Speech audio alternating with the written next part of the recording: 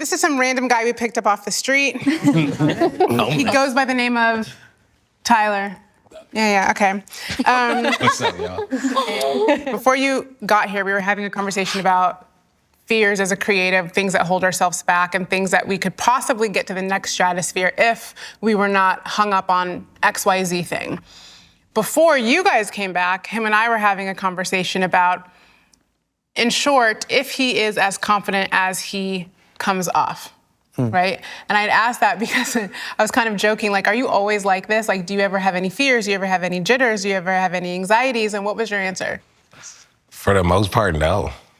Is that true? What'd you ask? I'm like, that can't be possible. Seriously. And she said that, and I said, she's saying that from the floor in the building that she sits on because she's probably in her floor surrounded by everything that's mentioned, where on my floor, if it is some, it's dust in the corner.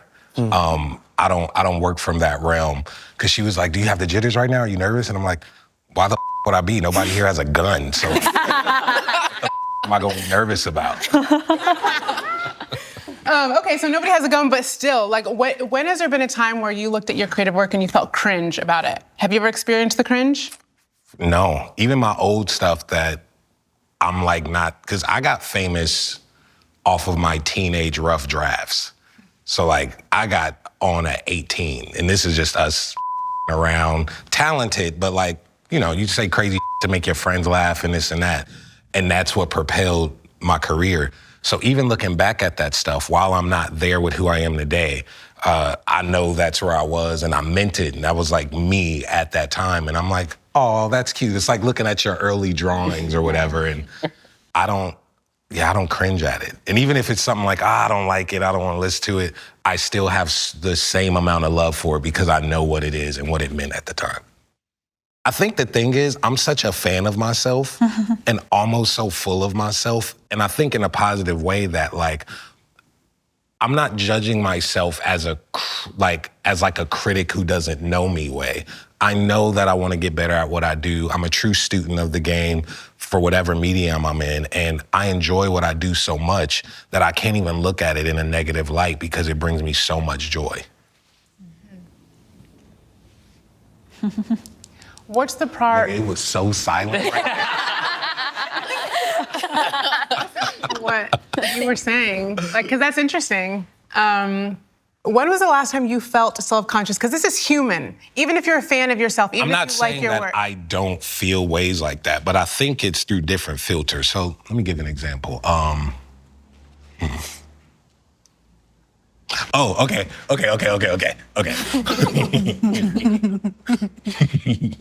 I don't know if this is gonna answer. So, all right, I just got off on tour. I leave tomorrow for the European leg. And on my tour, I have a crazy hair and this like army suit or whatever, and these big shoulders, and I do weird movements. And it's ill. And we're in one city. I forgot what show it was, but the energy was just dead. It just wasn't a show giving me back what I was used to. The audience. The audience. Yeah. And I'm up there and I'm like, man, I can't wait till this show is over. And then it got to a point where I'm like, damn, I'm really on this stage, dressed like, man,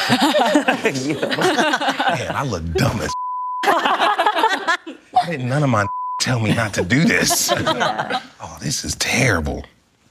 Well, I like it. And then I actually get weirder. Then the movements just actually, I'm like, I'm here. And then I just actually do more to just make it look worse, if that makes sense. And that's probably that was probably like 3 weeks ago.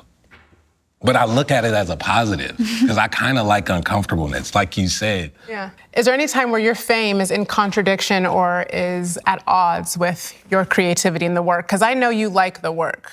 I always bring this up. I put an album out in 2015. And when it came out, most people hated it. It was, it's terrible. What album? Right? Cherry Bomb. Okay. The album called Cherry Bomb, 2015. And my goal on there was to prove to myself that I am the most diverse producer at the time, that I could do literally every genre So production was my main focus, but because of that, the songs suffered because lyrics and structure came second. I remember putting it out and people were just on it. And I'm like, you don't get it, I'll die by it. You guys are and dirty. And when you hear all that stuff, you could be bulletproof and not, and saying you don't care is, I think, also two different things. You could not acknowledge it, but being aware of it is something that I was. And I was just like, this is interesting. Being aware of what? Being aware of what they're saying. Because some people be like, I don't care, I shut it out. But it's like, no, I see all of it. I read it, I see it, da-da-da-da-da.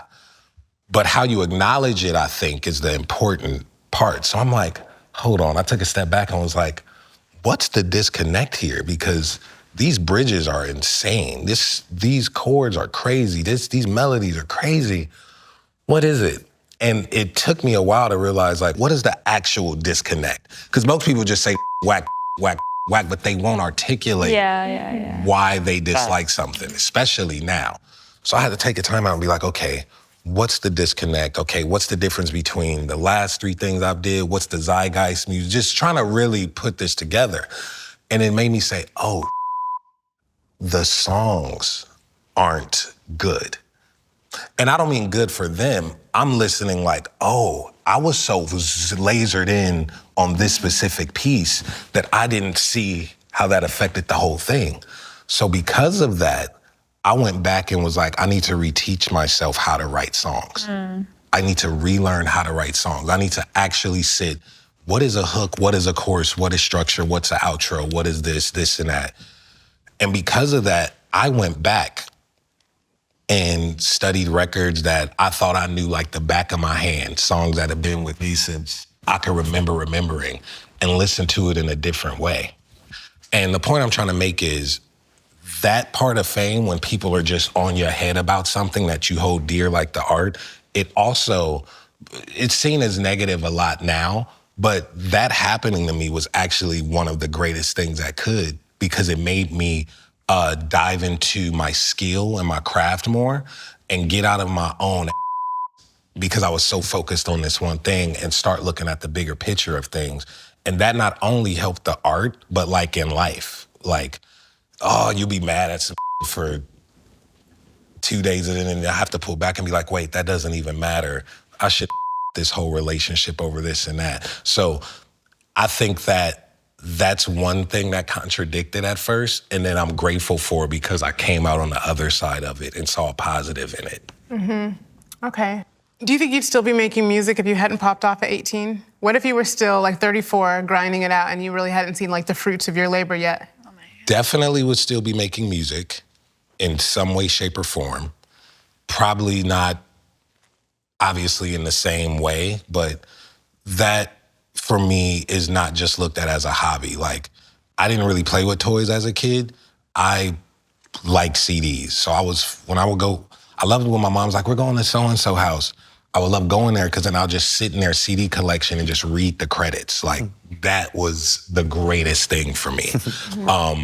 Going to music stores, like any birthday money I got. I was at Sam Goody. I was at Best Buy. I was at Warehouse Music.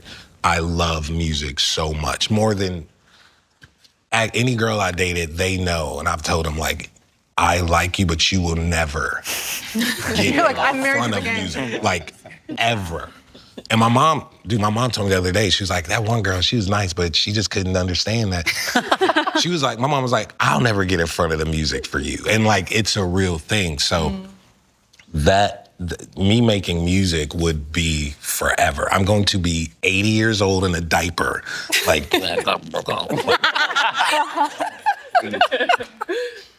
because it's not just a hobby for me. It's not, and I'm lucky that I was able to like be ridiculously successful with my real passion that I made a hobby that bam, bam, bam. Like, I'm so lucky and grateful. I like that energy.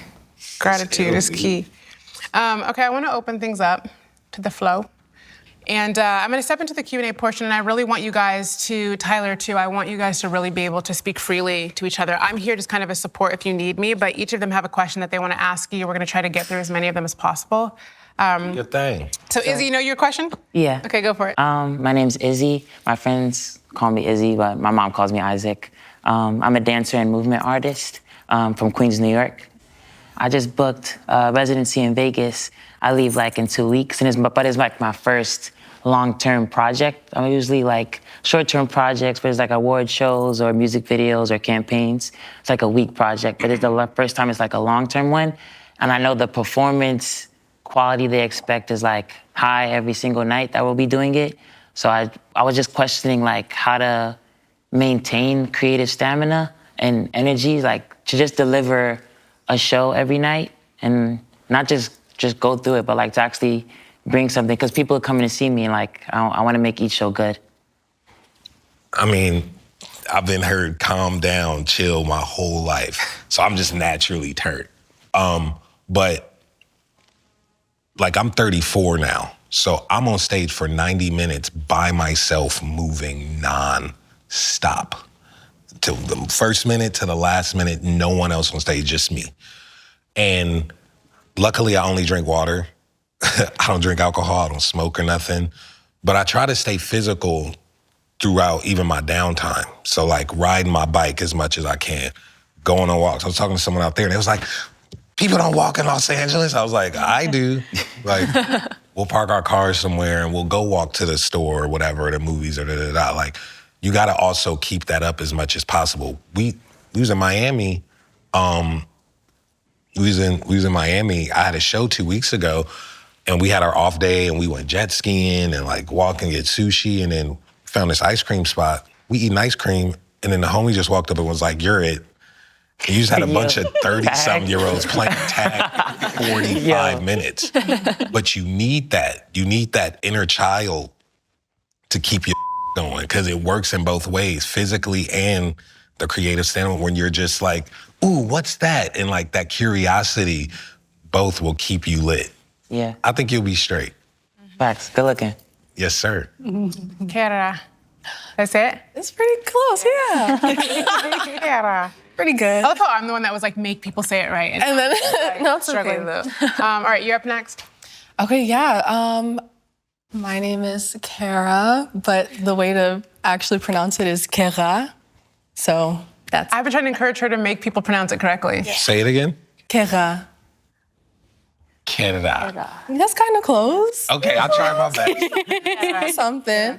I'm a hair artist. That's my main thing. I also do modeling, and I'm getting into, I'm writing my first comic book right now about a Black girl who's a superhero and her hair are her powers. So that's kind of like the thing that I'm trying to transition into. So I had a situation where a casting director reached out to me and he was like, wow, I love what you do. Your hair is so unique. I've never seen anything like that. I have the perfect job for you.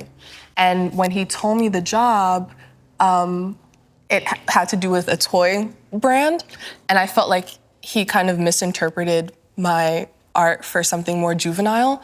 And I know you can't control how people perceive your art, but I feel like I'm meeting so many people at the level that I want to work at, and they'll be like, I've seen you everywhere and I love what you do. And I don't know how to, I don't know if it's convince them or try to like have them give me a chance to style their hair, or, you know what I mean? Like I can elevate a look, like I can create something, you know, that can be beautiful and not like juvenile, you know what I mean? So it's just like, how do I kind of navigate that?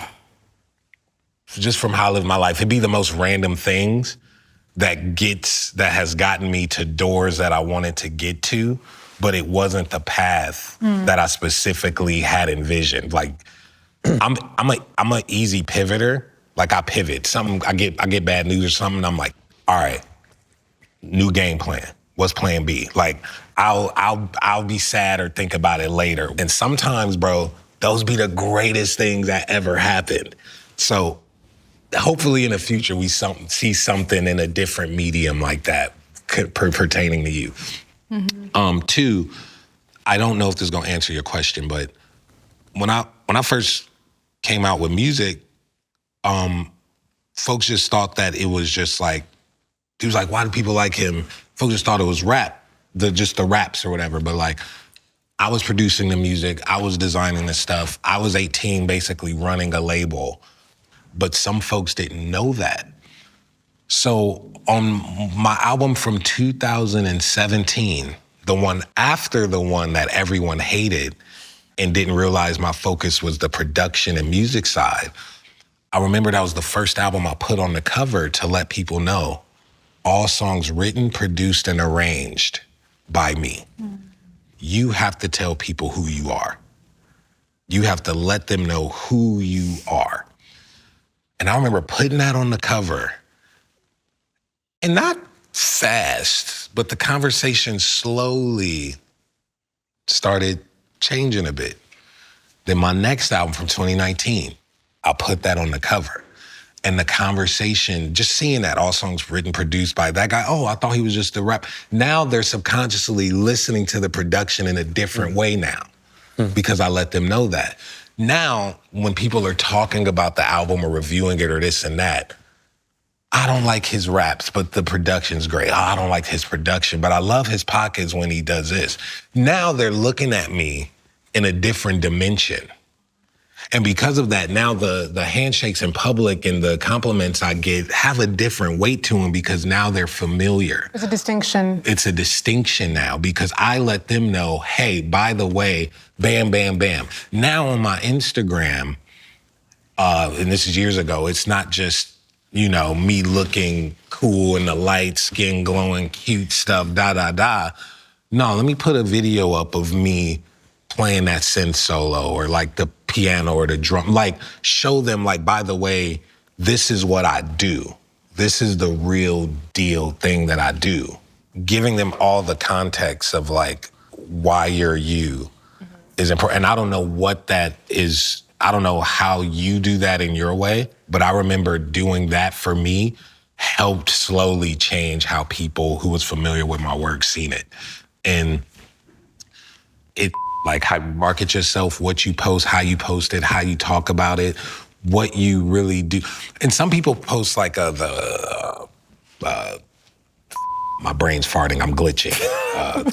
But like some people show the process and some people will, I think I noticed this like a few years ago, like if you go to someone's page on some type of social media and the before you click it, like the stop frame, the frame of it is like the finished piece. And then when you watch it, it takes you from the beginning to the end. And I was like, oh, that's good. Because the people that stay, they're gonna see the time, energy, love, whatever that went into it. And then when they hit that person up for some type of opportunity, it's gonna be a different talk than if they just see the finished product. So like you might have to, I don't know, I'm just throwing ideas out, but I know what that feeling is like and I've went through it in my own way. Cato, let's move on to you next.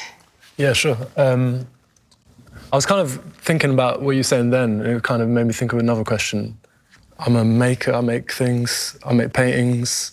Me and my friends make music, and I'm working on some short films at the moment. Now I've got a project coming out this year with my friends, which is music. It's 2 band projects. And like, whether I use the platform I've made for my art as the way to introduce those new projects and risk sort of the audience not understanding the transfer, because it's like a group thing as well. It's not I'm not the like main artist. It's like bringing what we've been doing for years together. Yeah, what do you think about that? Me brushing my teeth and me walking is two different parts of me, but it's from the same body. And you can't allow the folks who like your paintings, you can't be so caught up on them feeling away because you also make music. Yeah. You could be a multi-hyphenate person. And if they don't got a problem with it, then like you cannot hinder yourself because you scared because the dude who likes the way you do your brush strokes won't like the snare you added with your drums. Like, yeah, I suppose it's more because it's like a group project as well. Like for a film I made, I'd be like, boom, chuck it out. I feel like that was my contribution. Whereas this is a bit different where I'm not the front runner.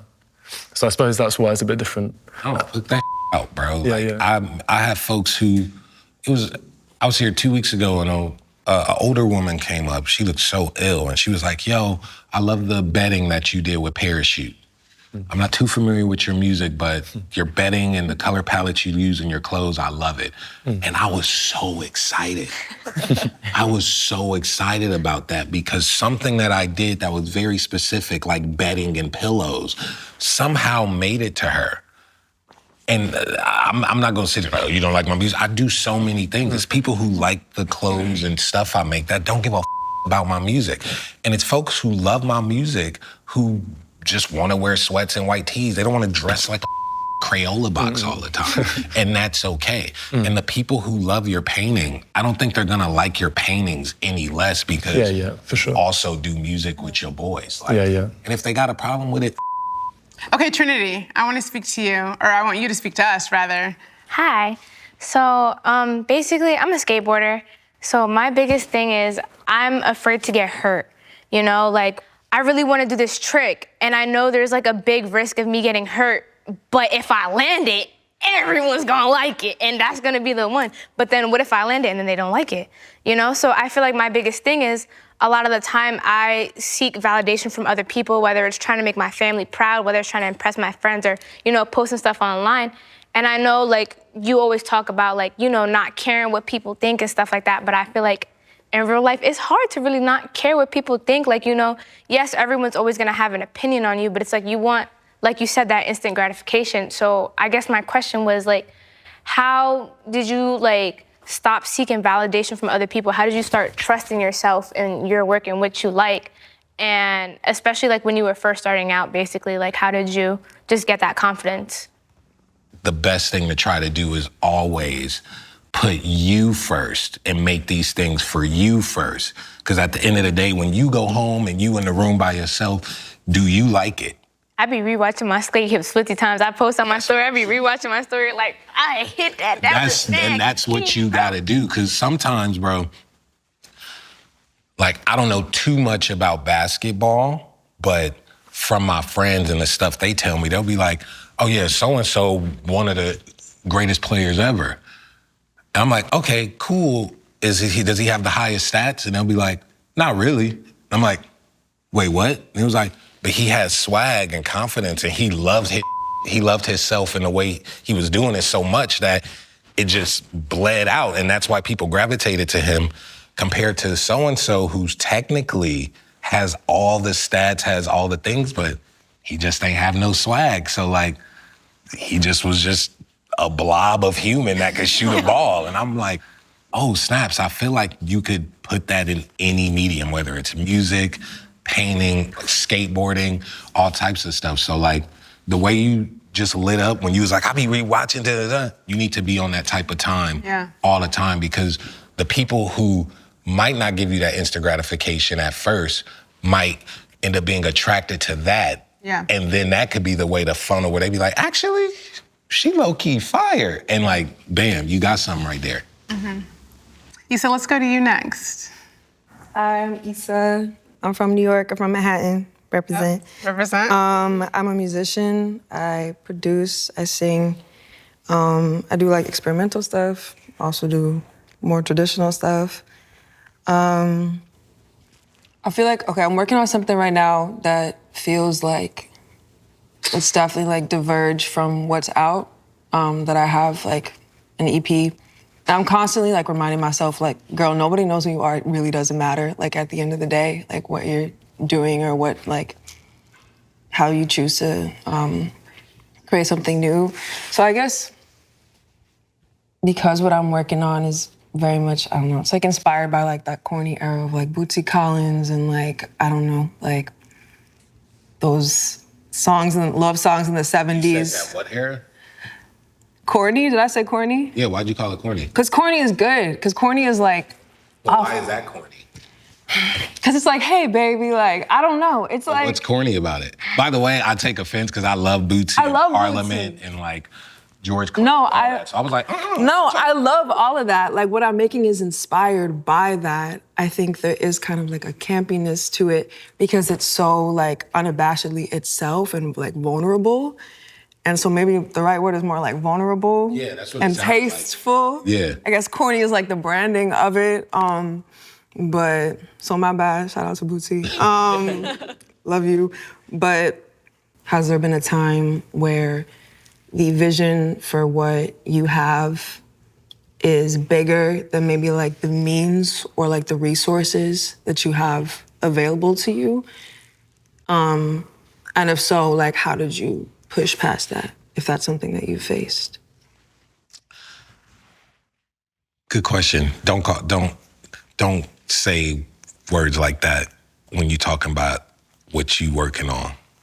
I really didn't like that. Because then now we looking at what you saying through the lens of corn now, which has a negative, like, don't do that. Like, if you fire, campy is a better word for, but like, stand on your stuff. There we go. You know? Yeah, seriously, when I was 15, I had dreams of starting a magazine. That was my main dream. It was gonna be called Odd Future. And the goal of it was to feature just all the stuff that I was in, whether it was skateboarding, music, photography, art, the whole thing. Pretty much just like a sponsor for people in those mediums. So I grabbed kids from the skate park and then the photographers I know and then all the rappers and the producers, and it became a collective. And we kind of fed off of each other, but bro, we are poor in Hawthorne, California. Like, no resources, don't know nobody, no money or nothing like that. But that didn't stop me from mocking these covers up and putting it on the internet and like, whenever we can, filming whatever we can. And like, yeah, we gonna have a show on Adult Swim too, and filming it on terrible cameras, little skits, and then a music video, and then look at the t-shirts we made, and still had to get the idea out, even if it was the 10% version. Just had to, because you keep doing that. Now you have this incredible resume and people keep latching on to things. And that day you actually are able to get those resources and that budget and all of that, you have all these years of practicing and crafting and getting better at your skill and things like that. And now, when you get that budget, you know exactly what to do. You're not gonna be nervous, like, I don't know what it, like, now you know what's cracking. And I did end up getting a show on Adult Swim because of those skits from 5 years before. I did end up starting 3 clothing lines because of those t-shirts I was doing iron-ons on in my room at 15, like, and I had a ball. So don't let the lack of whatever you consider super crazy resources stop the idea from coming out. Pivot and get it rocking. Because then 2 years gonna go by and you're gonna be over that idea because you've grown as a person, and it's gonna be like, damn, I didn't knock that idea out. I have a few of those where I was like, I should have just shot that damn video. And now I'm not there no more. Yeah. And I'm like, oh, I wish that could have existed and I could have done that. So don't let that stop you, please. Right. You'll figure it out. Thank you. Naomi? Okay. Hey, I'm Naomi, or you can call me Nao also. I'm an actor and also getting into writing and filmmaking. I'm like, have a few projects that I've started writing recently that I'm like hoping to write, act, and direct, which is crazy, but that's the goal. That's not crazy. Yeah. Fire. Yeah. So I'm an actor, as I said. I feel like it's a weird medium because you can't do it by yourself ever, unless I'm just like doing my monologue in my room just for fun, which is a part of it. But you are in this collaborative process with so many people, and you go on set and you do it, and then the first time that you see what you did is like probably at the premiere, and you're like, God, why did they use that take? Like, what the hell? And so you like end up in this experience where you don't actually have a lot of control over the finished product, like versus things where you're also directing, also writing, like overseeing more aspects of it. And so like, how do you not let that lack of control impact the work you do when you are in the room? And like, the kind of, I don't know how this is gonna turn out because I'm only here for this day, this week, whatever. Like, how do you, I guess, like let go of that completely? I would say just try your best and stay loose. Yeah. By that, like, stay oiled and just have fun with it. I shot my first movie in December. And the director, he told me 4 years ago, like, bro, I'm doing a movie, I want you in it. I'm like, listen, whatever you need, I'm there. I love your work, I trust you. I don't even wanna read the script. Call me, I'm there. I've never acted for real in my life, but I'm like, worst come to worst, I suck and whatever. So I did it. And I showed up and I was like, hey, I am here for you. What do you need? I hope I'm trying my best. I learned a lot. I had a great experience. 2 weeks ago, I was out here and he showed me some clips from it. And I'm looking at it and I'm like, yo, I'm in a movie. It's crazy. And I'm looking and I'm like, man, I'm acting. And I'm like, damn, am I terrible? Is this good? And then I stopped myself and I'm like, it don't matter. I'm in the movie. People hate it, they don't. If they like it, they don't. But I had such a good time. And hopefully it's decent enough to have that experience again and run it. And I remember being on set, like trying my best and being so hyped on the experience by having fun with it. I was like, no, I'm not gonna be hard on myself and try to be, I was just like, this is my first time. So I gave myself that grace. And I think with a lot of things, of course, we want to be the best at whatever that is, but also leaving a bit of grace in there for yourself to mess up. Emily, do you want to join in? Yeah, I feel like I was gonna chime in, but I was like, maybe not. I was gonna say, as a director, like, if a performance is bad or like considered bad by anyone, even the actor themselves in the final version, like that's on me as the director. Like I chose that actor, I probably wrote the script, I directed them on set, I was the one who said, we have it, we can move on. I edited it, I chose to keep it, I chose which take. Like that's not on you. Like you did your job, and if you weren't right, I wouldn't have brought you on. And maybe it is partly like we're making work and kind of coming of age as artists in like a very internet heavy way where we're so self-aware is maybe part of it. But also like film's a very expensive medium. So there's like legitimate like financial stakeholders, and like say it loses people a lot of money, like you may not get to make that another movie. So just kind of, how do you create like no one's watching? Yeah, despite all But when you have real money on the line. Yeah, real money, and it's just all those factors of like audience, but also money and all that. Just how do you kind of still have creative freedom and, you know, like be able to work? It's just, that awareness thing is super, super important. I have a thing where I'm like, create like a child and just edit like a scientist. Like that right there, I think has solved so many things from like, when I make songs, it'll be freaking so many versions because I'll put all the ideas out, just all of them. I'm not trying to be good or great or bad. I'm just putting it there. And over months, over a year or 2 years, I edit that song to make it the best version that it could be. And with that comes an awareness. I know how humans react to certain low end. I know how humans react to certain vernacular. I know how music. I got to know the zeitgeist of what's going on right now, and it's not to emulate. It's not to be parallel to it. It's just to know what the hive mind overall is thinking. It's not a bad thing, but the awareness level. Creating like a child and also editing like a scientist, which just means like knowing facts, knowing this and that, I think definitely will help a lot of those things. And when you got real money on the line with shareholders and this and that, like honesty is key when you're talking to these folks, so they know for sure what they signing up for and you know what you signing up for. So it ain't no surprises, it ain't no this and that. Nobody is sitting at the end pointing fingers because something didn't work. Y'all will have an understanding which allows sympathy to be within the conversation, just in case something does not meet the criteria or whatever that everyone was expecting. It's like, oh, damn. Well, we are a firm that handles billions of dollars. We've lost 5 million before. It's okay, how you feeling? Let's get them next time. Because that's something that could happen when that honesty is real from the get-go. You're dealing with these corporations and businesses. I know. Yeah, it's helpful to hear at like an early stage because I'm like, oh, it's only gonna get probably bigger and more pressure and more stakes. Yeah.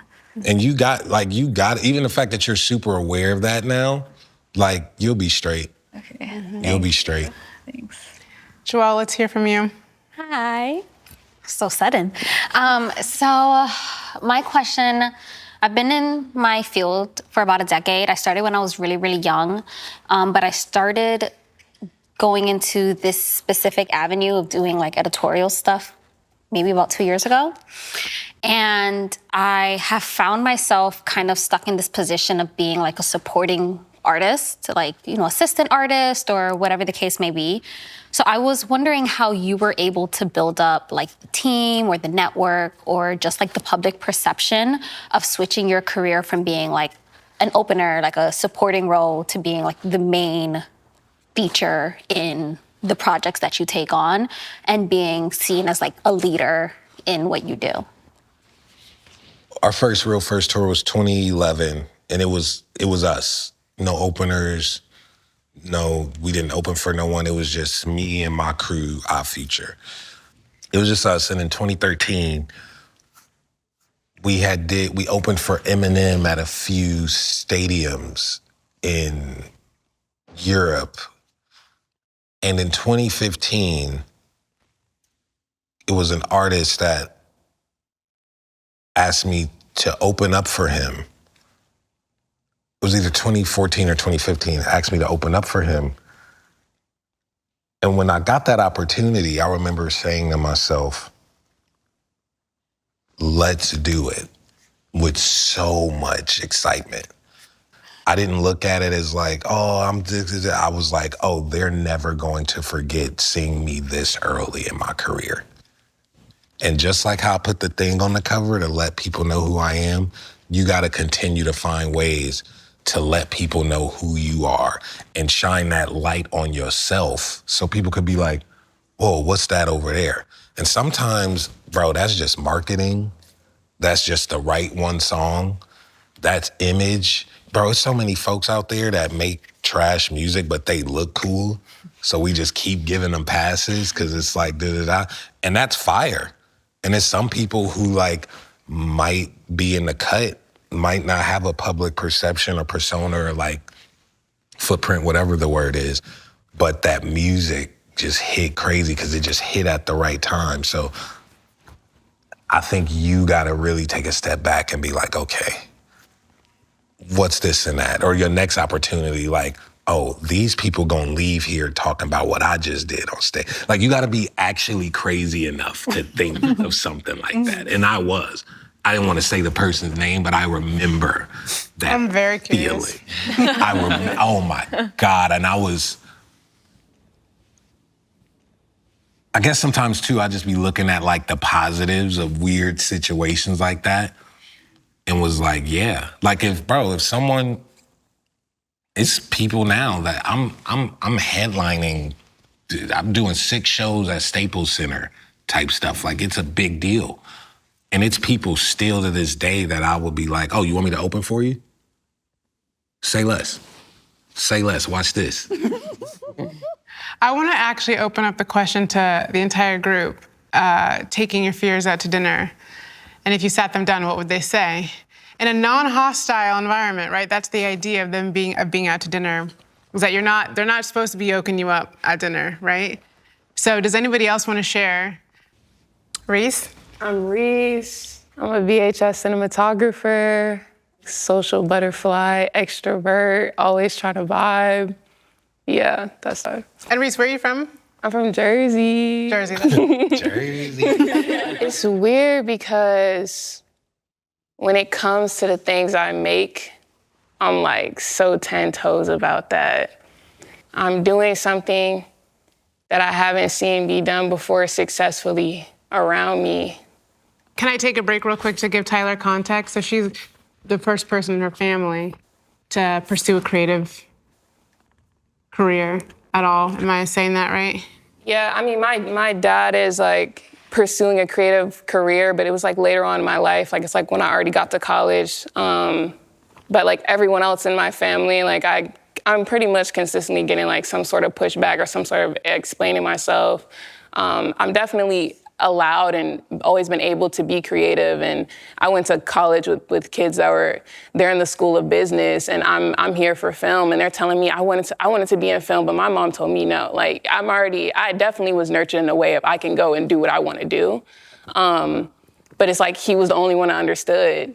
And still I didn't have a blueprint. Just because you understand me, it's not like a blueprint. Mm-hmm. And I think I've been consistently having to so much trial and error. But now I know what I want to do.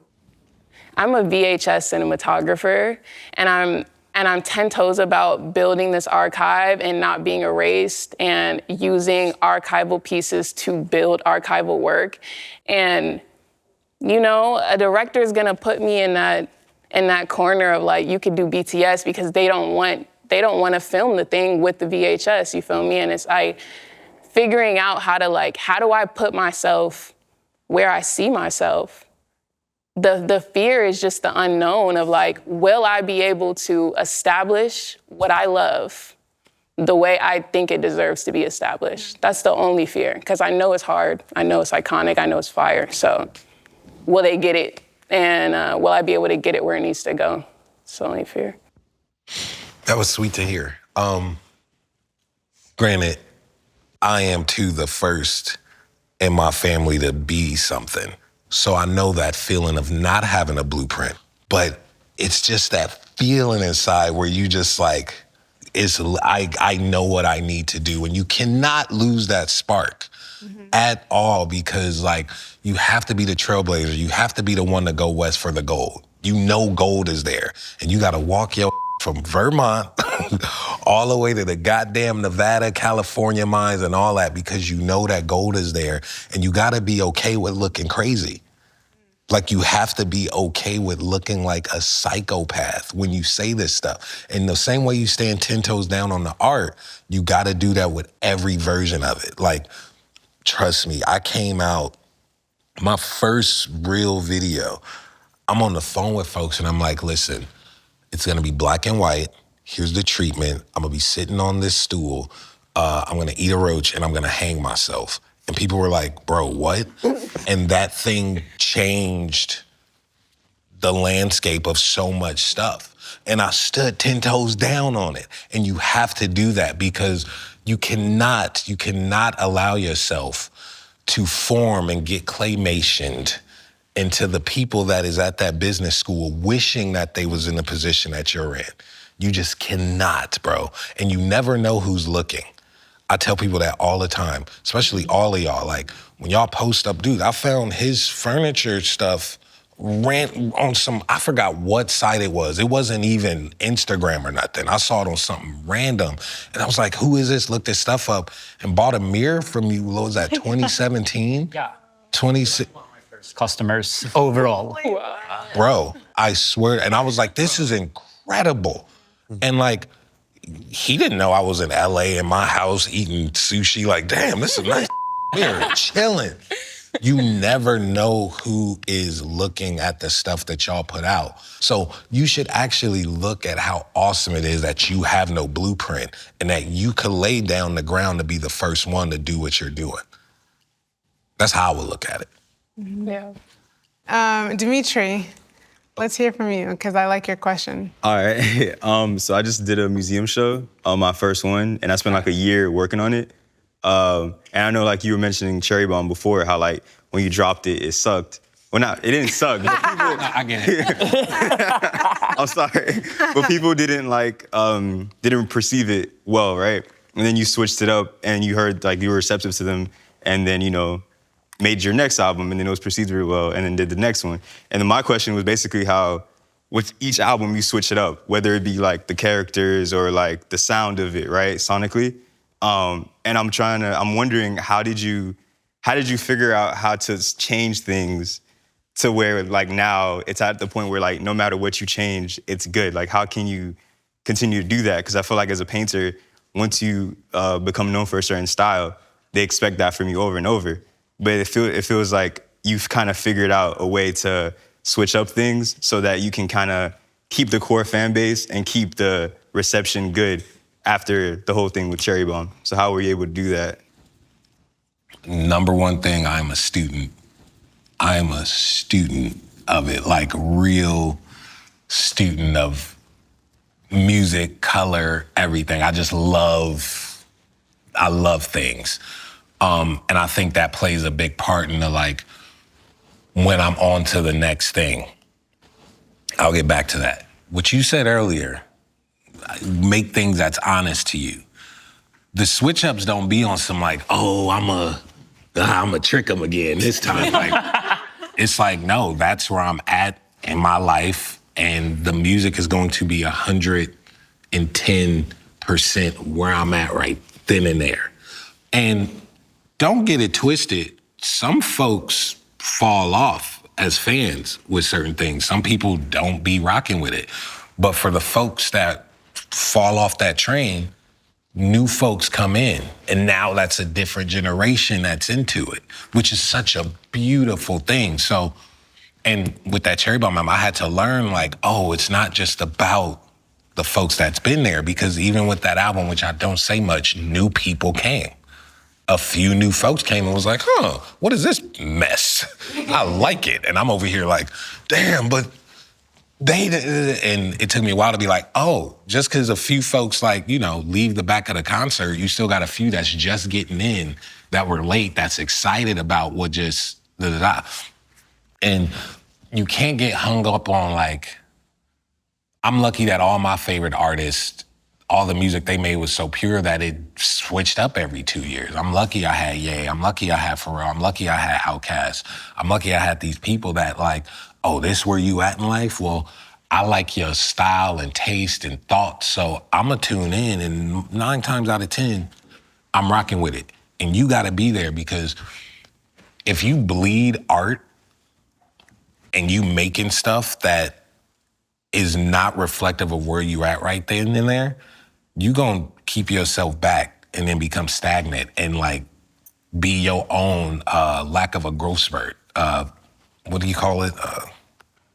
When you don't grow. Stunted. Yeah, thank you. I glitched. Yeah, like you'll stunt your own growth by not painting what you really want to paint right there, because you want a few buyers at the museum to cop it. Like, you can't do that. You gotta just keep it running and be honest with it. And then, if you're really a student, you'll know how to package it to where it might be a bit more digestible for folks who's instantly gonna be like, whoa, I don't know what this is. That's a good answer. I like that. Love that. I hope you take that. And congrats on the museum, dude. Thank you. That's sick. All right, so I got a question for you. Say that again? I got a question for you. Let's say we take in all that was spoken here today, all the knowledge you poured in, and really go out and grind after this, and still kind of hit a wall, and it's like still not really working the way we'd like it to. What would be your creative advice? I don't know at that point. I ain't a doctor, but I don't know. I just like, Pivot. You pivot. Okay. You just gotta pivot and like assess the situation and like just pivot. Are you pivoting for you? Like it's not working for you and you're pivoting, right? Or is it like in that context, if you like recall a time where you hit that wall and you're pivoting, is it because of something else, like external? Usually because of me. Like some of my early records, one day I listened, I was like, why would I just be yelling? Oh, let me stop yelling. Like stuff like that. That's a light version, but like, yeah, just pivot. And pivoting just means, again, that awareness and looking 30,000 feet up and like trying something new. Just try again. Bro, it's some things that work in a week It's some things that take 5 years. And it's all patience. Like, patience is really relative depending on what the goal is and what you want. But like, sometimes it takes 5 years, sometimes it takes 1, sometimes it takes 10. I got boys that I know that the first year they came out, man, they had it all. Jets, awards, accolades, the whole thing. And it took me much longer than them to hit that pocket, but I'm grateful and happy for it. And like, I wouldn't have had it no other way. And I guess that's easy to say now that I hit whatever I'm comparing that to, but sometimes it takes a week, sometimes it takes 5 years. At that point, it just depends on the person. I was thinking about your question with fear. Because my fear is not so much external or like the confidence in things. Like, I know I'm capable of what I can do because I trained for it, but I have sickle cell, so it's a blood disorder if you don't know too much about it, but like it causes you pain and like it messes with the body. And my art form is like based on movement. It's based on what I could do physically. Like, you can only do so much at certain points. Like, I was just wondering, like, is there like been a phase where you can't, like, say you have like a sore throat or something, you can't like necessarily perform or create using your medium, like you want to make music. I can't do that right now because of like I'm sick, I got the flu or something. Just in that context, because I know I can't do it till like I'm 80, but I know I have a certain amount of time to put out or just create like what's given to me in that time frame. So I was just wondering about that, because I was thinking about like, if I went to dinner with my fears, they'd be like, I kept you safe, like a lot of your whole life, basically, because I was not playing football because I have a disease. I was not playing basketball because I have a disease. I chose something I could do where I don't need to be in contact, but it still pushes my body in a certain way. So it would say I kept you safe, but like, it's like, I don't want you to hold me back. And like, I know as like a time frame of doing that. So I was just wondering that. A lot of the great basketball players and football players, at some point, they hit a wall. And it happens, and they become coaches. And they find other ways to get that stuff out. I know I can't perform, especially the way I perform, in the next 4 to 5 years. I've been on this tour like, oh, this is not sustainable. The way I move, the energy I do, these long sets with just me, this isn't sustainable. I'm currently now figuring out, damn, what is live gonna mean for me? Am I gonna just stop touring and just put music out? Because I'm like, I don't have to tour. I just like to do it. Yeah. But the way I like to do it and what it means for me, that it's cool from age 15 to like 35. 36, my back gonna start hitting, like for real. And and I'm like, oh, I'm gonna have to find a new medium of what that even means. And I started tour 2 months ago, so when I started thinking that, I was like, damn, some ball players, they can't be doing that no more. They bones ain't the same, so they still got a love for the game though. Yeah. So they become coaches. They start doing this. They find other ways to get that creativity and that love and that passion out in other ways. And I think to sum that up, the word pivot is that. Got you. That's interesting.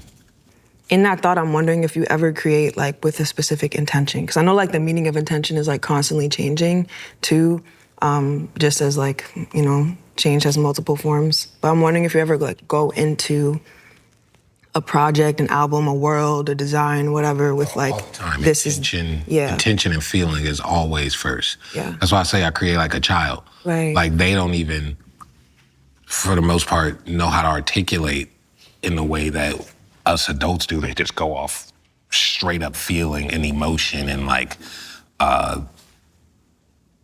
their intention is that feeling, emotion, and like that's how I make things. There'll be some records or some songs where I'm like, oh, this is specifically for this environment. So if it doesn't work in this environment, that's okay, because it was made for X, Y, and Z. And depending on what you go into like that, like if your goal is to make folks feel good, and you go in there and it's 5 folks and you put a smile on 2 of those, you check that off, so, yeah. Well, I just want to say thank you guys, all of you, for being here today. You guys asked some really great questions, and I hope that you got something out of this. And I guess the last question for you, Tyler, would be the same thing we've asked, but if it was one last statement of encouragement for them, what would it be? Go crazy. That like, be delusional, go 1,010% and just do it. Go crazy, all of y'all. Everything y'all doing, like, just go for it. Look crazy. Like, look like a psychopath, dude. Do it. That was cool. That was sweet.